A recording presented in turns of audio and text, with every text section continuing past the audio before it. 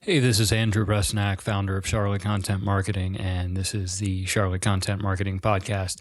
I know that you were thinking that I was done. Where did I go? But I'm back. So thank you so much for tuning in and checking us out. As you can see, we've got a little bit of a different lighting setup and camera kind of stuff going on, which is kind of cool. So if you're listening to this on Spotify or Apple Podcasts, make sure to check us out on YouTube as well so that you can see the marvelous setup here that I've concocted. And if you're watching on YouTube, make sure to check us out on Spotify and Apple Podcasts and Google Podcasts and everywhere else. So today what I want to talk about is who does not need content marketing. Now, I know that could that kind of comes across as counterintuitive given that I operate a content marketing agency, but I prefer to be fully transparent. And not everybody is going to really benefit from content marketing. I think every business can use content marketing, but not every business needs content marketing, or maybe not every business needs content marketing right now. So the first example of a business that probably is not going to benefit from content marketing is any business that does not already have a web presence established. So that means you don't have a website, you don't have social media profiles, and you're not on social media platforms. Basically, you don't have anything to put content on, or you don't have anything, any places on the web to direct people to from your content. A big part of content marketing is relationships, and I tell people this all the time. And so what we're focused on is linking content, maybe directly or indirectly, but we're trying to tie everything together. And especially as Google is going to be rolling out the search generative experience, it's not going to be just about backlinks back to your site anymore. That's like traditional SEO kind of stuff. That's still going to be important, but creating relationships between pieces of content that get shared and published all around the web, leading back to your site in various ways, that's going to become even more important. So if you don't already have a website, you don't have social media, anything like that, you're probably not going to benefit from content marketing because, really, there's nowhere to put the content or direct it back to. So another example is if you do not have a marketing budget. Now, content marketing is an ongoing process. It's not a one and done kind of thing. I think sometimes, and I run into this personally from time to time, where a business owner will contact us and say, "Okay, I need a website." Well, we don't really do websites, unfortunately, but I can always refer you to experts who can take care of that. But the thing is with a website, so a website gets put together, it gets put on the web, and there are going to be updates and stuff from time to time.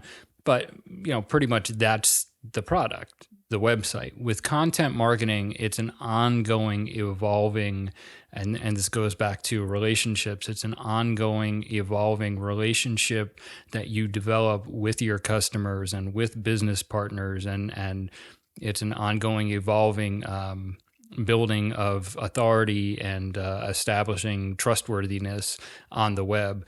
So if you don't have a marketing budget, a monthly or quarterly marketing budget, it's going to be really tough because one piece of content, and I've talked about this, I talk about this all the time, one piece of content is not usually going to help. I take that back. I shouldn't say one piece of content won't help. One piece of content in and of itself, one blog post, one white paper, one newsletter, those kinds of things need to be kind of an ongoing process, because just like any relationship, you don't just walk up to somebody and say, "Hey, do you want to be friends, or you want to get married, or you want to, go on a date, or you want to be a couple or something like that?" No, you have to take your time with it and build that rapport and develop that relationship over time. And that's what content marketing is all about. So if you don't have the budget for that at the moment, content marketing may not be the best investment. Commodity products and businesses that sell commodity products are also an example of situations where content marketing may not be the right choice or a good investment. And that's because in those situations, a lot of times customers are basing their purchasing decisions just on price. And when it comes down to that kind of thing, content marketing is about establishing trust and building authority and forming that relationship.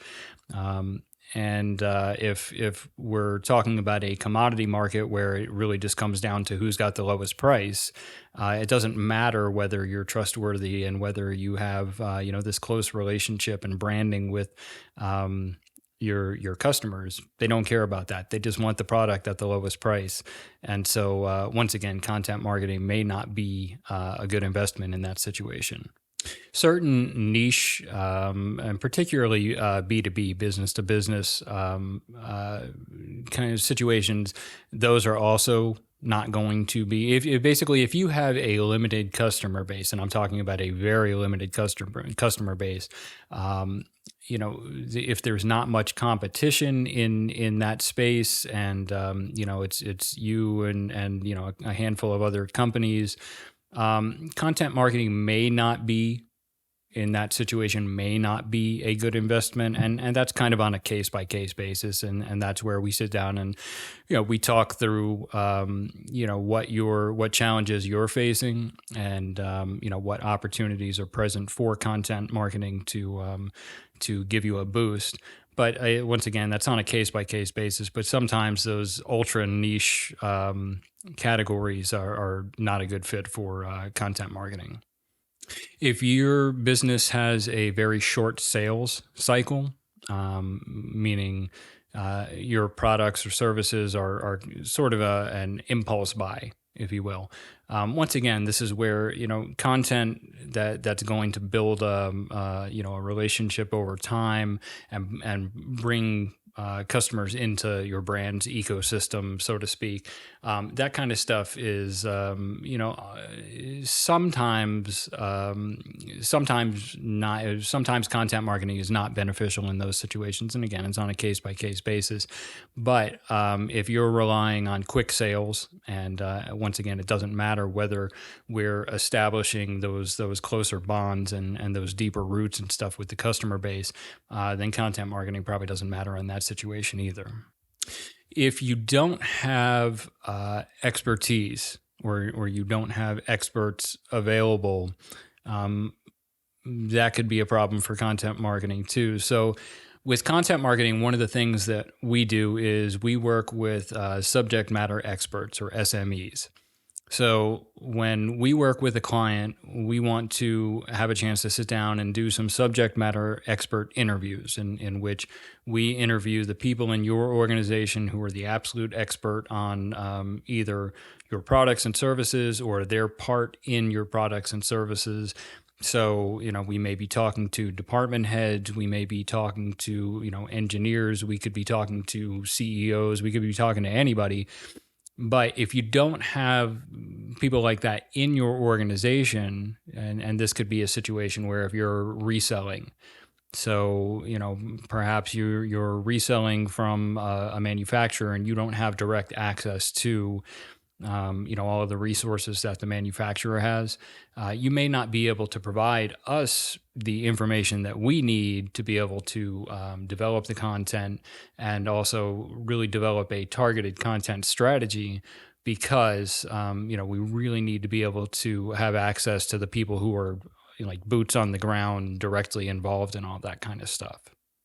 If your customers primarily interface with your business offline, and this kind of ties into my original point about if you don't have a web presence. Well, even if you do have a web presence, but most of your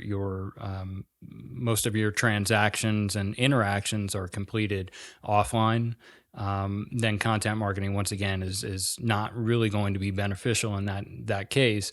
Now, in a situation like that, content marketing could be a good step toward developing those online relationships and boosting online sales. But that's kind of a longer term strategy, depending on where your existing customer base is. If they're not the type of people who are going to transition to the web at all, or if you cannot expand your customer base on the web for whatever reason. I don't know what your products and services are, so who knows. But yeah, I mean, if we're talking about where your customers are just separate from your web presence, once again, just like with not having a web presence at all, you're going to be putting all kinds of amazing content out there on the web, and nobody's ever going to see it. Now, this one can be kind of an either or. It's a little bit of a tricky situation, and a lot of this stuff, I said it before, but it's a case-by-case basis. So if you offer immediate or emergency services, like let's say you were a locksmith or something like that, content marketing may be beneficial in that case, but more than likely, you're going to want to focus more on like paid ads and stuff, because when people are searching for you, they're looking for you right now. They're not looking to build a long-term relationship with emergency services necessarily now. With that being said, if you're a plumbing company, you run a plumbing company or a router service or something like that offers emergency services in addition to your regular plumbing services or home services, then something like that, yeah, absolutely is where we want to build that rapport with the customer base and establish that trust and authority in the community and the industry. But yeah, if your business is strictly just immediate need kind of stuff, then content marketing probably is not going to be a good investment there either. Now, this kind of goes back to the whole niche product thing, but if you sell a product or a service that customers are only going to buy one time, I can't think of an example off the top of my head, but if it's a product or a service that's used so infrequently, or it's just a one-time purchase and there's never going to be another purchase, content marketing may not be the best investment. Just because once again, we're not focused on developing that relationship and that rapport, and pulling the customer base into the ecosystem. It's kind of just a one and done kind of deal. And there are plenty of other digital marketing strategies that you can use in those situations, but content marketing probably is not going to be the best one. So those are just a couple of examples of situations and or businesses that may not benefit from content marketing. And once again, I mean, it all is on a case-by-case basis, and that's why we always sit down and have an in-depth but informal chat, a consultation with people who approach us, businesses who approach Charlotte Content Marketing, because we want to get to know what challenges you face and what opportunities are available to see if we're a good fit. Transparency is a big thing for me personally. Transparency is a big thing for my agency professionally. And we never want to try to sell you something that you don't need. So we want to make sure that you're getting the right services that are going to benefit your business and ultimately that are going to benefit your customers. So if you do have questions about content marketing, or if you're wondering whether your business can benefit from content marketing, we would be happy to talk with you.